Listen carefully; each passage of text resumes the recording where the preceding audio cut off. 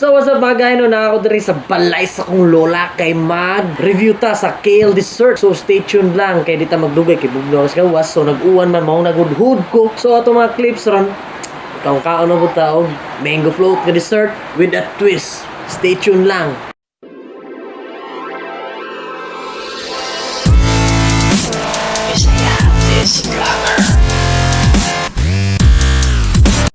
Ang kale dessert kay usa ka store that does not impress but to express.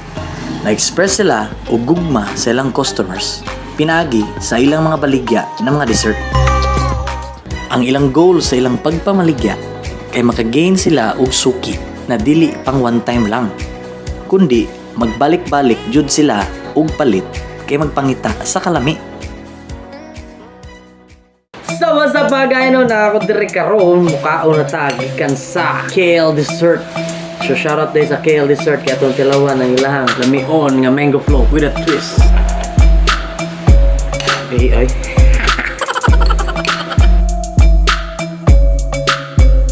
Lami siya kay ang iyang sagol sa kanang cream kay cheesecake. Cream cheesecake siya niya. Gay siya kana sud man ako freezer. Lami. Tama na siya superb taste. Gamay lang. Gamay ra akong ikuha kay mahurot na ako no.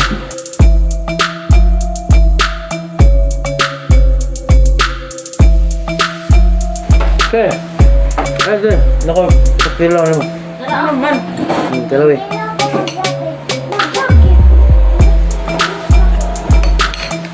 Ami di. Lami kayo. Lami. Okay kao. So mga to sila ako mga ipangpatilaw sa para sa kale dessert. Okay, para di lang ako makatilaw yun.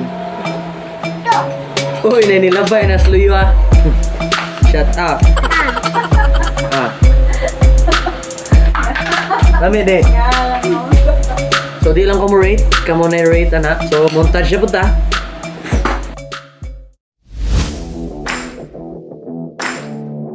Kay ba mo na naa sila'y extraordinary mango float na naay duha ka sizes?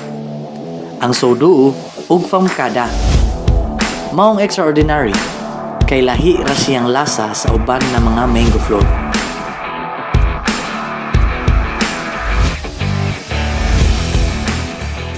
Mao niya strawberry o blueberry o so pa kay frozen nakalimtan.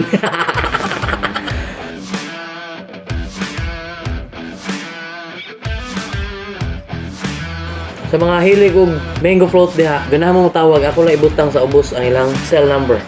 Wow, gid. Aso na kalimtan na niagi sa luyo. Mo siya mango float. There. Makataw ko na. Ay, dre, come here. Ay, dre. Blueberry na. Ready. Kalami. Lili gamay na, Lambi de. Kalami.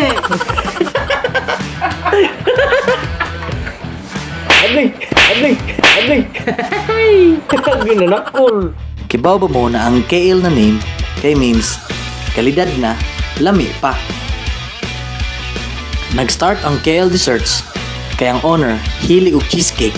Mao iyang gi-apply ang cheesecake sa iyang gibaligya.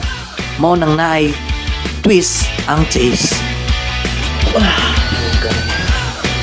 So sa dili pa mahumani ang vlog na to karon, so ay mo kalimot og like and share kaning nga video kaya ang kale dessert atong gi-feature gyud. So ang Facebook nako ay kalimot gyud Bisaya this vlogger o YouTube nako Bisaya this vlogger o pwede mo maka-contact ba ito kita. Pwede mo maka-contact sa KL Dessert na sa ubos. Wala butang da. So stay tuned lang sa next vlog. Mga una punta. Asa na po ka?